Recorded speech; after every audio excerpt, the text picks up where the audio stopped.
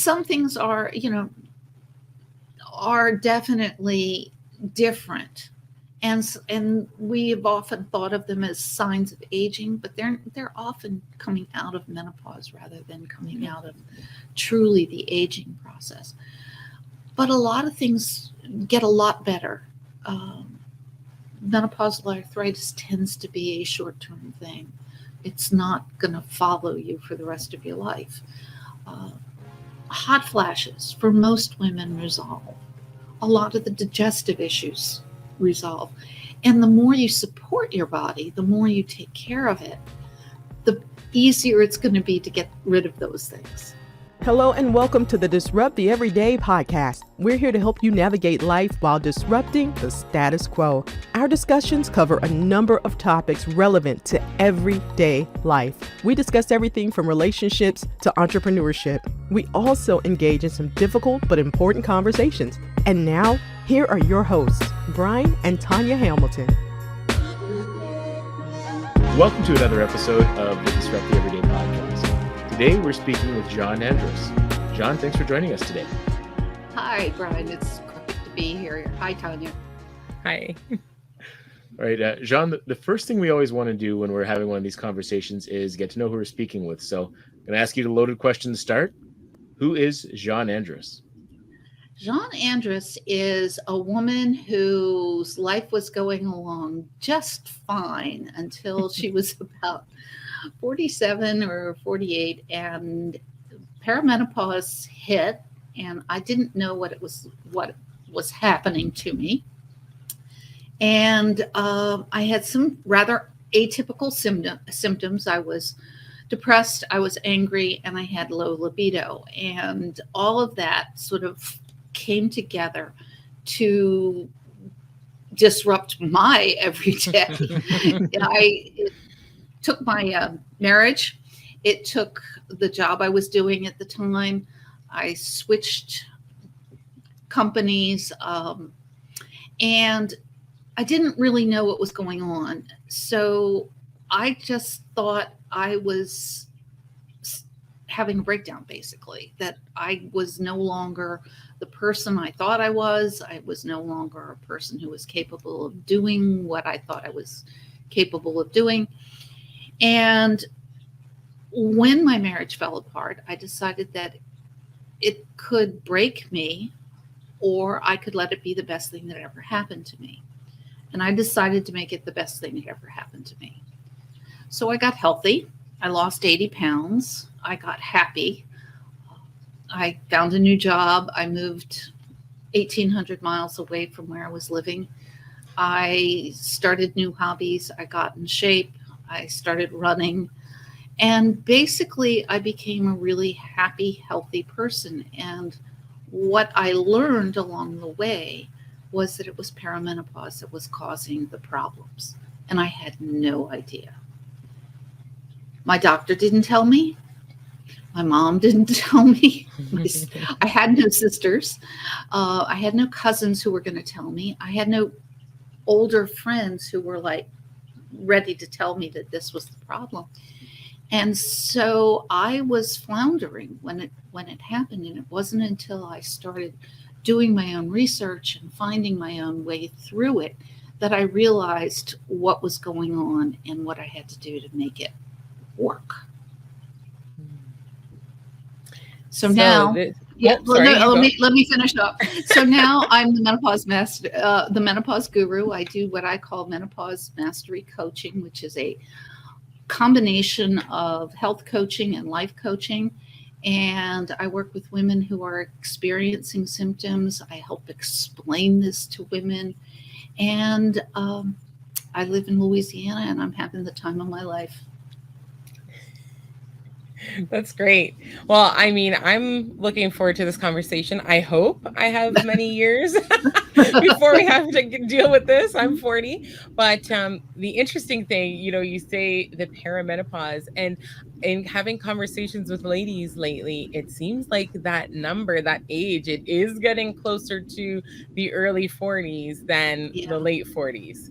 So what are your thoughts on that? So perimenopause begins long before most doctors recognize it. And what happens is, as women are born with all the eggs, ovum that we have, that we're going to get. And as we start to run out of them, we have periods, we have cycles where we don't actually ovulate. And that's where the beginning of the downturn happens. And it gets worse and worse. That's not a great word for it, but it happens more and more frequently. And the hormones that are keeping our bodies pretty much in regulation come out of those ovulations. It's actually the ovulation itself which creates the progesterone and some of the estrogens. So when we don't ovulate, we don't get those hormones. And then our body, which is expecting them and uses them way beyond our reproductive system, doesn't have what it needs. And so we get symptoms. At first, it might be one cycle here and one cycle there where you're not ovulating. And then it becomes more and more frequent as you have less and less viable ovum. Does that make sense? Did I miss something? Yeah. No, it does make sense, because, you'll sometimes hear just, I'm thinking to conversation I have, it's there, ladies will say it's not every month. It's not all the time. It is infrequent to begin. So, yeah. And it's so squirrely that sometimes you miss that it's what's going on. In fact, most of the time you miss that's what's going on. For me, after researching it, what I realized was my first symptom happened at the age of 43 when my allergies changed. I started having seasonal allergies that I'd never had before. But that was the first symptom. And then nothing particular happened for several years. But what we know now is that period of time can be anywhere from 10 to 15 years for most women.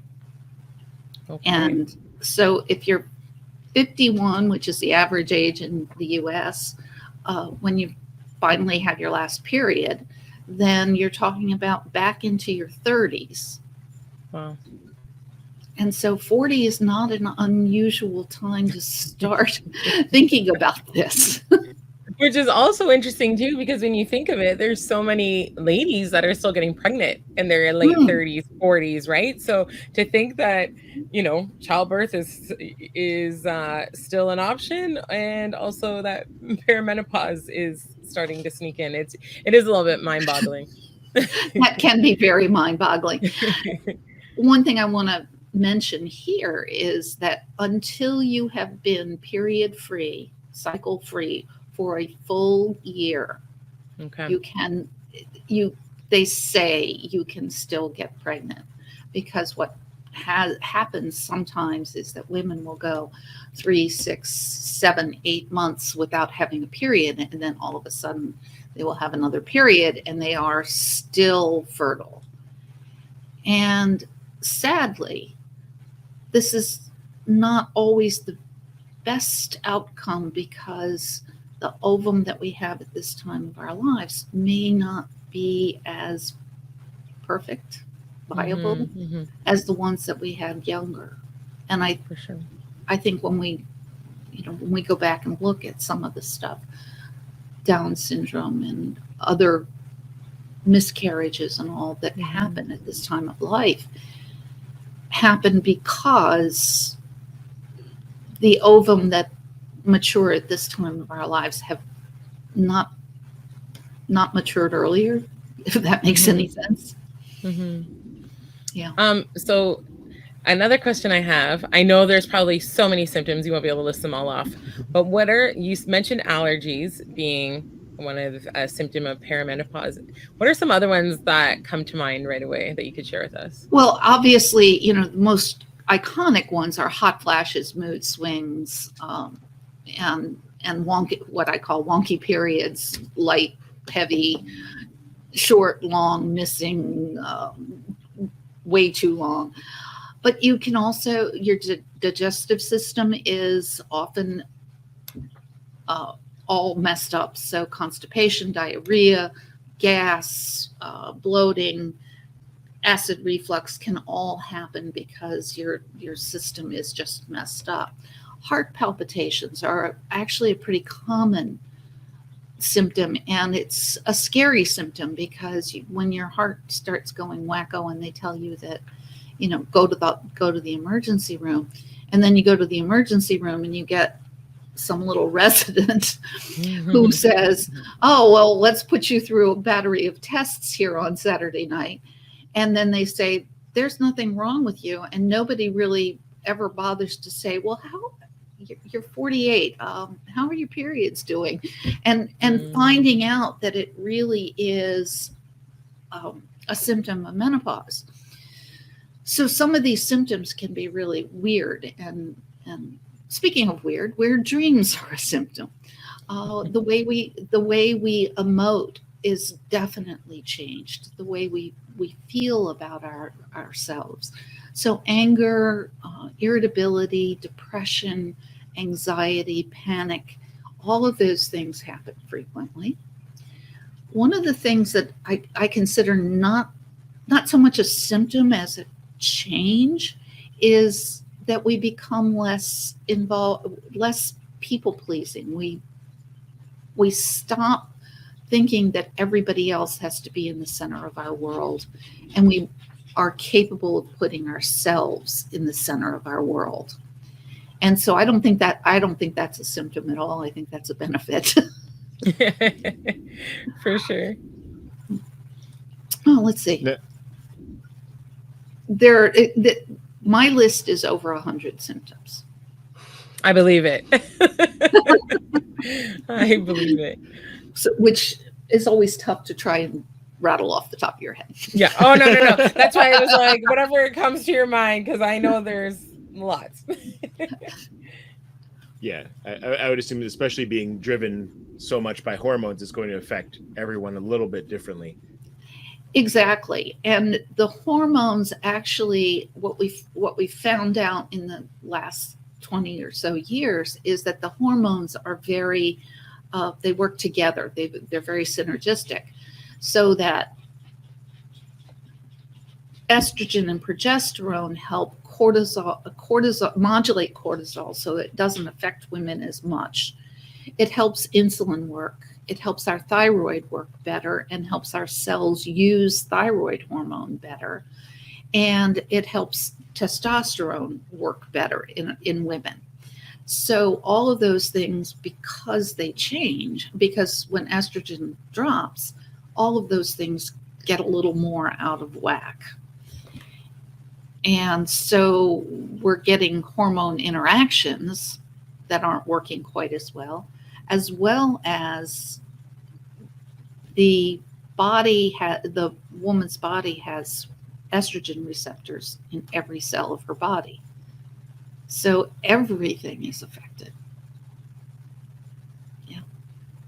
All right. Now, I'm curious as well, just thinking from a men's perspective. I know as men start to get into their 40s, I know that a lot of men, well, maybe not a lot, but I know some men will go through testosterone replacement therapy just to kind of help with some of the changes. Now, is there a place for that with women, with some kind of hormone replacement therapy? And, obviously there's always the risk when you start supplementing things that it can affect how your body produces those. But have you seen that at all?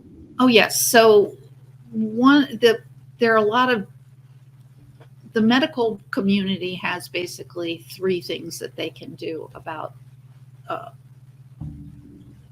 not including the psychotherapists, but the medical community can do surgery, which used to be quite common, where they would pull out a woman's uterus and her ovaries. This is not a good idea unless there is a true medical reason for it, because what it does is it throws a woman into instant menopause. Mm-hmm. And the ovaries, if you leave the ovaries, they'll continue to produce the hormones and take some of that burden away. The medical community also has drugs to treat specific symptoms. Some of those are antidepressants that they're using off-label. Literally, they're using them for hot flashes. So that's an off-label use of some antidepressants, as well as drugs for bloating and drugs for acid reflux and things like that, symptom specific. But there's also hormone replacement therapy. And hormone replacement therapy is available in two styles, synthetic and bioidentical. So bioidentical is compounded to be identical in composition to what a woman has naturally. And synthetic is not.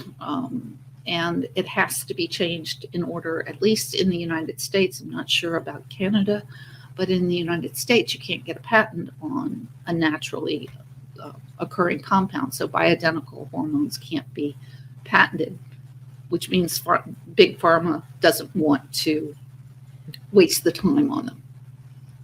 It's a money thing. Does hormone replacement therapy help? Yes, for some women it does. And the biggest problem is that not all doctors are particularly well versed in what a woman might need. So I've talked to women who actually have too much estrogen, who've been put on estrogen. And I've talked to other women who have had a hysterectomy and they're put on estrogen only hormone replacement when they really need estrogen and progesterone. So the other problem that I see with hormone replacement therapy, other than sometimes it doesn't work and sometimes it can be implicated in cancer, is that really we have this wonderful gift that we're given of being able to move forward in our lives, not quite so dependent on being everything to everyone. And as we go through menopause, we're given this gift of saying, you're allowed to put yourself in the middle of your life again.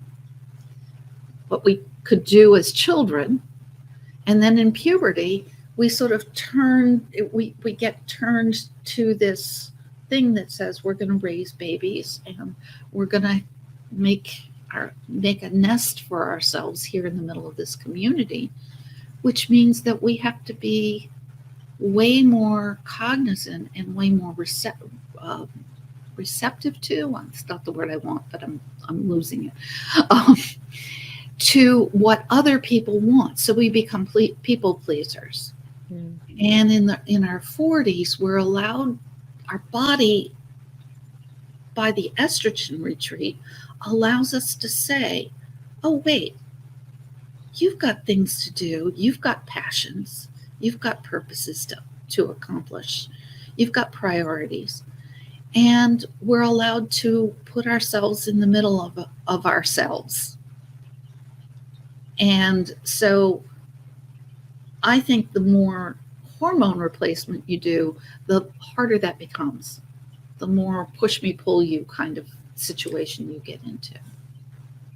Yeah, that makes sense, because it's almost like it's trying to go back a few years. And I'm just thinking, like, right before I turned 40, I talked to everybody and they're like, oh, the 40s were the best years of my life. And, like I stopped caring really about what other people thought and, just decided like, this is what I'm going to do and, not people pleasing and all that kind of stuff. So that's really interesting to hear it from you, where like the health piece too. Yeah. It's got a biological underpinning to it. Now, I want to say this because people look at me sometimes like, are you being a little selfish here? You don't have to kick anybody else out of the middle of your life. You can keep the husband there. You can keep the kids there. You can keep your parents there. Okay. You don't have to, but you get to put yourself there too as part of the equation. So you can say, and if you have young kids, I'm not sure, you said you had kids, I'm not sure how old they are, but if you have those kids, yeah, they're still going to take precedence over your own desire if you have little ones. But you get to start making more of a balance in your life that works for you. Mm-hmm. And a lot of women get really burnt out coming into 40, 45 because they've been chasing that career, they've been chasing those kids, they've been dealing with their marriage, however that's working. And they've just not had enough time to be themselves.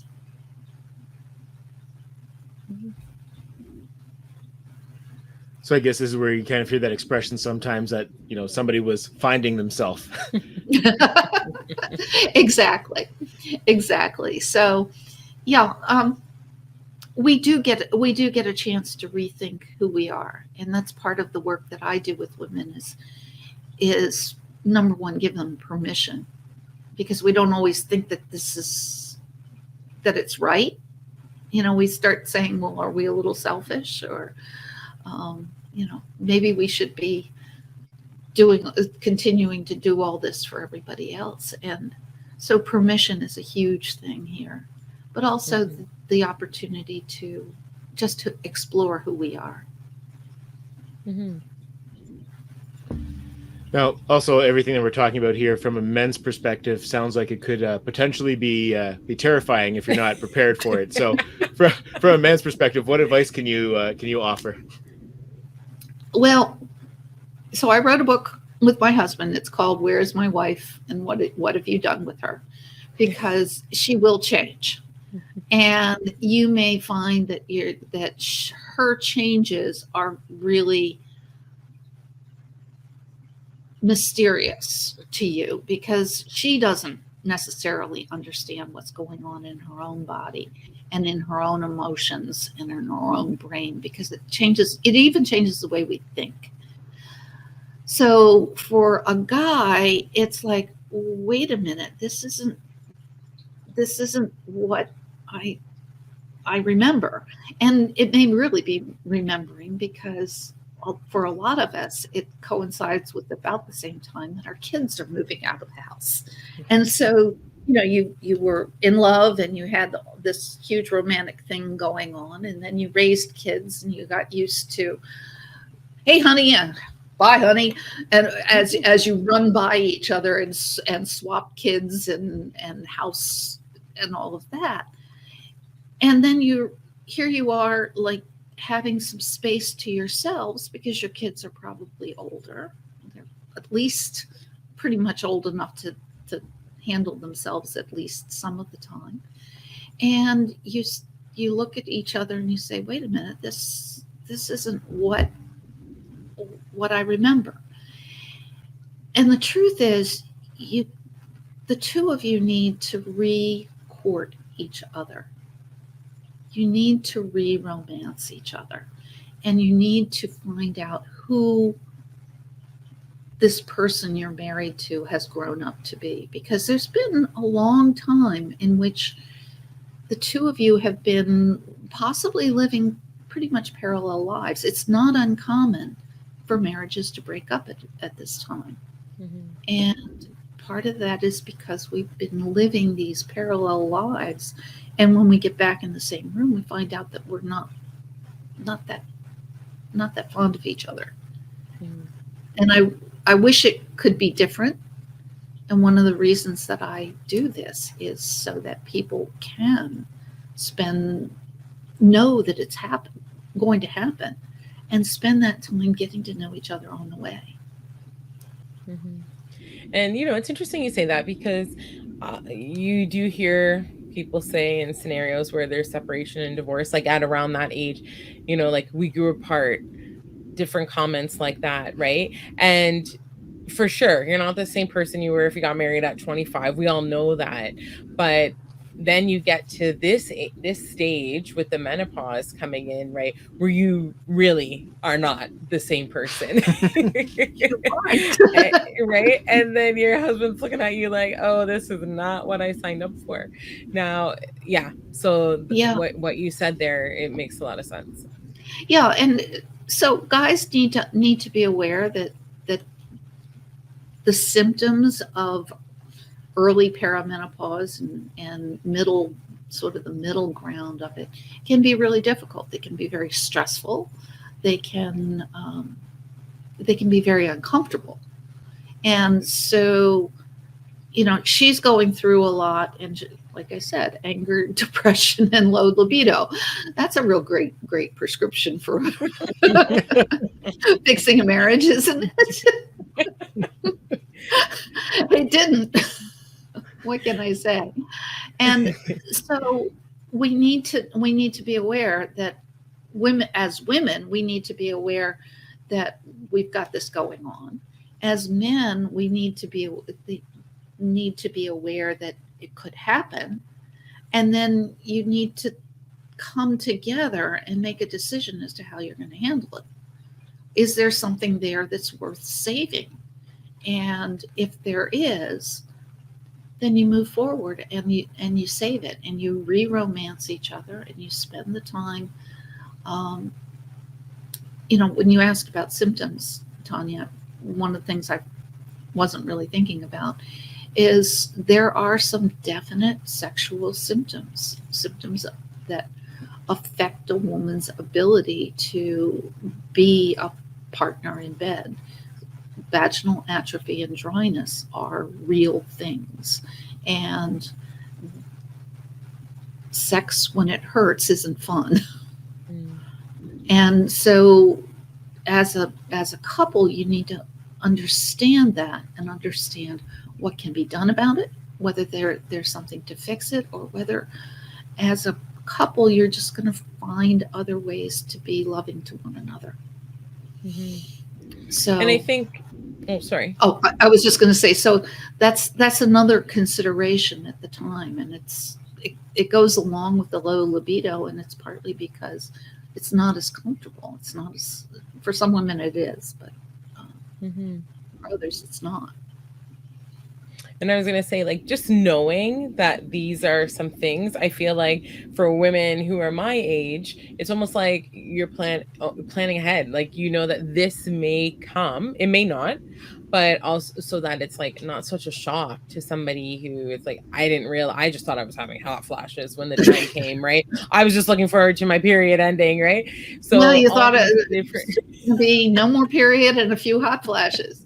Yeah, right? So I think it's good for ladies to know that, there are so many other aspects that people may not talk about. And unless if you're typing it in on Google, you're not going to know about it either. Exactly. And that's why I write about it. That's why I do my own podcast, which is all about what's happening. I throw in some information, and I bring in guests who talk about specific aspects of it. But I just want to be me again, which is my book includes a list of those 100 plus symptoms that you should know that they can happen, and if they happen, they're not abnormal. So not everybody is going to get 100 symptoms, really. I promise. Not all at once, anyway. Especially if some of them are kind of diametrically opposed. You can't have weight gain at the same time as you have unexpected weight loss. So they're not all going to happen at the same time. And you don't get to pick the ones you want. No. But there are things you can do to support yourself through this. It doesn't have to be the way I work with my clients, the way that I work with the women I work with is very holistic. I'm not a medical practitioner, so I can't prescribe hormones for them. I can say, I think this is the time when you want to go see your doctor and get something, which I don't normally do. But I work with food, and I work with supplements and a few herbals sometimes, and I work with exercise. So what exercise works with what's going on in your body and with who you are? And I work with sleep. Sleep is another huge problem for women in menopause. 90% of women report disrupted sleep or and or insomnia and or fatigue, at least for at least a 3-month period during their menopausal journey. And some report that they go from sleep disruption to sleep disruption. So the problem with sleep is that it's when you work with sleep and you don't have sleep, it makes the hormonal imbalances worse, which makes the sleep worse, which makes the hormonal imbalances. So it just cycles up until you are ready to I don't know. Go take a vacation by yourself. Yeah, take some sleep aids, or really you're looking for anything that will help you get a good night's sleep. But that's a really important thing. So I work with sleep, and I teach sleep specifically how to get a good night's sleep. It really is a thing. And I teach stress, and I teach relaxation. I teach how to manage that stress, because you can't really eliminate all of it, but you can manage a lot of it, and you can get better tools to make it work better. And this is where guides come in too.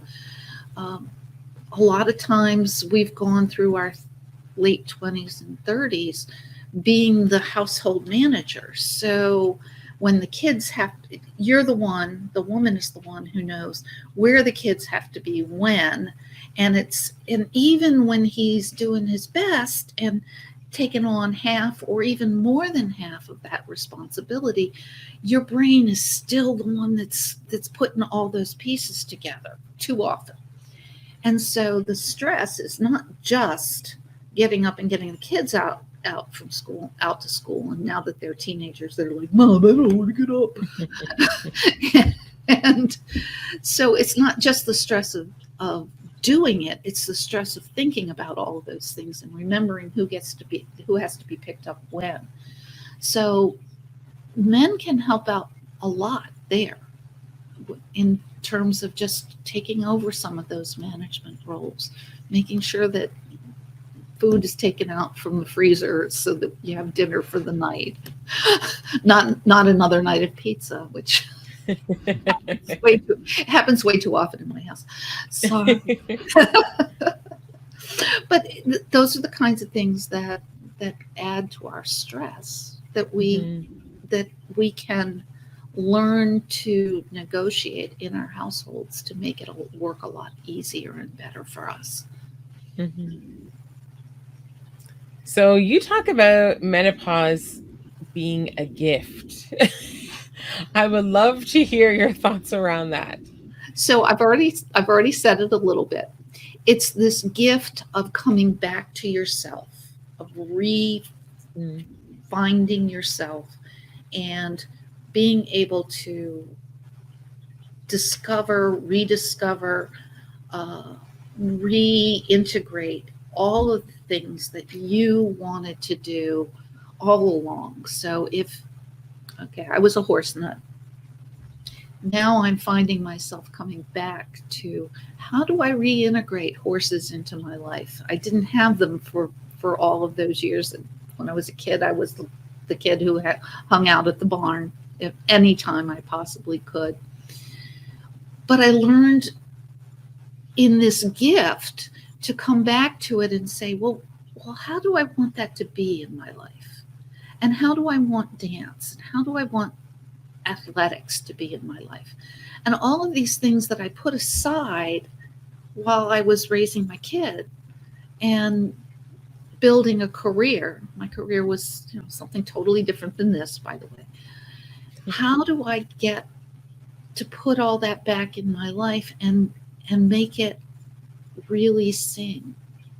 And we have, if you look at it, we're 50-ish when we finish with menopause, 50 to 51. We have roughly 30 years left of our adult life. We had 30 years from roughly the age of 20 to 50. We have half of our lives, half of our adult lives left. And if you decide to make this the best thing that ever happened to you, you can have an amazing life come with those 30 years or more. If you decide to support your body and be healthy, I'm pretty sure it'll be more. Okay. No, it's interesting because you mentioned the fact that like nobody talked to you about this when in advance. It kind of this is a terrible comparison, but it kind of reminds me of the movie Carrie, where no one told her that she was going to have a menstrual cycle, and then it happens at school after she's been homeschooled, and it's like a whole ordeal, right? Well, yeah, and you know, I admit I am not a horror movie fan, so I have actually, the other movie I bring in often is Alien, because I feel like sometimes we feel like an alien has taken over our body. But I actually knew a young lady who was part of my Girl Scout troop, and she went to the Catholic school, and she wasn't told nothing. And she got her first period, and she thought something awful was wrong. She went home. She hid her panties from her mother. She went to confession. She was convinced she was dying. And I remember that part of it. I never remember exactly how she found out this was perfectly normal. But, and then just the other day, I talked to another woman who had a very similar experience when her period started in class at a Catholic school, and she had no idea. And so we pretty much, we've taken care of most of that front end, because most girls go to a school where there is some education about it. At least they know that they're going to have a cycle. But nobody really addresses this end of the cycle. We don't have a classroom. They don't send us a little invitation on our 38th birthday and say, please send your husband to play basketball. The boys all got to play basketball when I was in elementary school. Send your husband to the basketball court and come to the classroom, and we're going to show you a little film and tell you all about what's about to happen to you. No, they just don't do it. And it's sad. And I think it's part of why this is such an important mission to me, is to make sure women in their early 40s are at least awakened enough to know that this is what's going to happen, and that when weird things start happening, and by weird things I mean almost anything, you have to be aware that it could happen. And for some women it can happen as early as their mid-30s. It's unusual, but it happens. Now, I'm just curious, because you've written 5 books, you do the podcast, so you obviously have spent a lot of time researching this topic and learning about it. What was something that really caught you off guard over your research? Like, what's something that was just completely surprising to you to learn about menopause? I think the fact that estrogen and progesterone affect so many parts of our bodies was really eye-opening to me. But honestly, I think the thing that really threw me off more than anything was how little doctors put the whole thing together. And you go to your gynecologist, and he or she knows this part, or they know this, well, they probably know this much. But if you go to your primary care doctor, they know about this much. And if you go to a specialist, they know about this much. And so if you're experiencing one of these weird symptoms and you don't happen to mention it to your gynecologist, nobody may ever put it together that it actually is a symptom of menopause. And you may wind up going through test after test after test and treatment after treatment at your doctor's office, especially with a specialist. For me, I had, because I started working out and for the first time in my life as a regular worker outer, I had low back pain. And basically what I had was joint pain that comes sometimes from menopause. And it's part of the lubrication in your joints is not as reliable, let's say. And so I was having this low back issue, and I went to an orthopedist, and he never mentioned that there is such a thing as menopausal arthritis. And it's really, it can go on for a little while, or it can really develop into arthritis. But he didn't know. And so I went to, I had MRIs done. I had a full bone density scan done. I had several tests. Fortunately, I was working for a job that had really good health insurance at the time. And in the States, that's something that's really important. Mm-hmm. But, we go through it. And had he said to me, let's do a couple of checks to make sure it's nothing big, but I think it's probably just menopausal arthritis, and here's what to do for it, I would have been in a lot better place. Mm-hmm. I was really scared coming out of it. I was scared that at the age of 50, I had developed severe arthritis. Well, I didn't. And are these symptoms that once you have hit the full menopause, I guess, that they eventually go away, or is this going to be there now? Most do. Some things, like you don't get the color of your hair back unless you go do something about it. Usually I do blue. Thank you.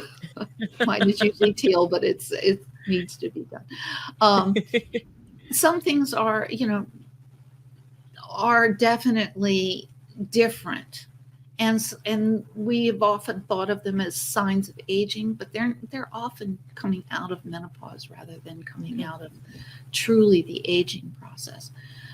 But a lot of things get a lot better. Menopausal arthritis tends to be a short-term thing. It's not going to follow you for the rest of your life. Hot flashes for most women resolve. A lot of the digestive issues resolve. And the more you support your body, the more you take care of it, the easier it's going to be to get rid of those things. Okay. And the anger and the depression and the mood swings and all of that tend to get a lot easier. Now, I'm curious, just from all the research you've done, is there something similar that men go through as they age? Yes. So men have something called andropause. And it's the lessening of testosterone. But it begins, so testosterone actually, the levels in someone who doesn't do anything to change it. So guys who pump a lot of iron are going to have a lot more testosterone. But from the age of 20, testosterone starts to deplete at about, it's 6% per decade. So it's going down, but it's a much more smooth progression. And it doesn't seem to have all the wacko kinds of symptoms. And part of that is because women are cyclic by nature. I mean, this is happening in a cycle. And then we don't have a cycle anymore. And that's really different for women. But for men, they don't change. They're still linear. They're still a straight line. And I do a lot of work with anthropology and reading into why these changes and why these differences might have happened. And we look at women who had to do the camp tasks of a hunter-gatherer tribe, which were very cyclic in nature, and men who would go out and chase down an animal, which is a very linear activity. So you realize why we think differently, why we have a different pattern to how we work. So pretty much then for the guys, because it is a slower decline and less, that 6% every 10 decades, I guess that's why maybe it's not as noticeable. Yeah. Although, there's that old midlife crisis thing that they talk about. And it's true. I mean, men handle it a little differently. They're like starting to think, well, do I need to be more macho, or do I need to recapture my youth? And some of that's aging, and some of it is probably the lessening of the testosterone. Yeah. Okay. Awesome. Now, one thing I like to do kind of in closing here, whenever we have the opportunity, I'd like to take your hindsight and be able to help someone make that their foresight. So if you could go back and talk to, say, 47-year-old Jeanne, what would you share with her?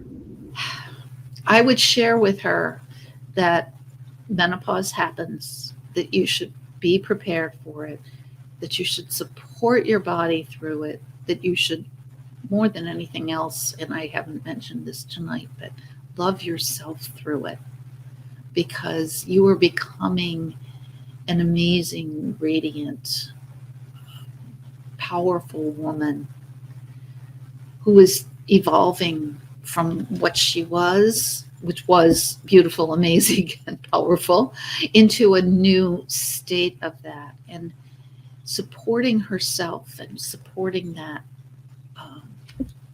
her body, my body, through it, just makes all the difference in the world. It wasn't, I got lucky.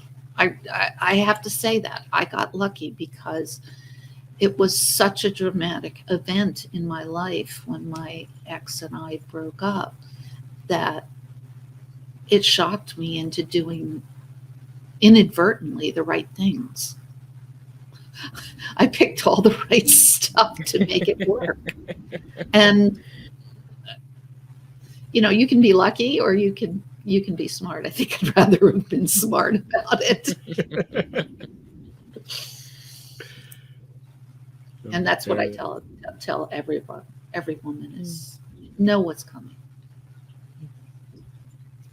Fair enough. Now, I want to share a couple of things here. We kind of popped it up throughout the show, but just so people know how to get a hold of you, for anyone who's actually listening to this versus watching it, Jeanne's website is menopause.guru. So again, nice and easy to remember here. Also, she is the host of the Menopause Matters podcast. So make Can sure I you check add that one out. thing to that? Because it Absolutely happened since we actually decided to do this podcast. I now have a TV show on She cool. Rises TV, phoenixtv.app. Phoenix is spelled oddly, FENIXTV.app, and it's also called Menopause Matters, and it's available now on the app and soon to be Roku, Amazon TV, Apple TV, and Android TV. I'm really super excited. Oh, that's about awesome. That. Yeah. All right. Well, I didn't expect that. That's awesome, because the next question I was going to have for you to wrap up was, what can we expect in the future? But you kind of nailed that one already. Yeah, and the TV show is evolving as we talk. 5 books. I Just Want to Be Me Again. And you can find my books at menopausebooks.com. That's a secondary website I have for just the books, and they can all be, you can find links to purchase all of them there. Well, I think for me, thanks for sharing this. That menopause word sometimes in society, I think it's almost looked upon as like the end, right? Like it's the ending. And, people joke about it like I had mentioned, like, okay, the period's gone, but like, you don't really know what to expect. So I think for, women in their 40s, this was a great conversation to have, to just be like, keep an eye out. You still have time, but just keep an eye out, start your research now so that you're not so shocked when things start to happen. And I think being in tune with your body, right? Like just knowing when things start to change. And just letting go of the fear. There is, you're not old, you're not I used to occasionally give a speech where I said, so what do you think of when you think of the word menopause? Old, over the hill, hag, crone, half dead.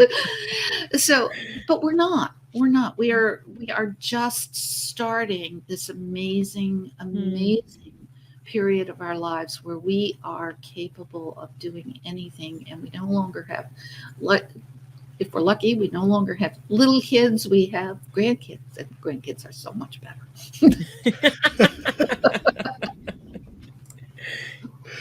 Oh, man. Well, Jeanne, thank you for taking the time today. Thank you for sharing all of this with us. Thank you so much for having me. It's been a great conversation. I really enjoyed it. Thank you. Likewise. And for everyone who watched or listened to this, thank you for letting us disrupt your everyday. Thanks for listening to the Disrupt the Everyday podcast. For more ways to listen, connect with us on social media. To be a guest or to partner with us, check out our link tree at Disrupt the Everyday. Join us next time for more ways to disrupt the everyday.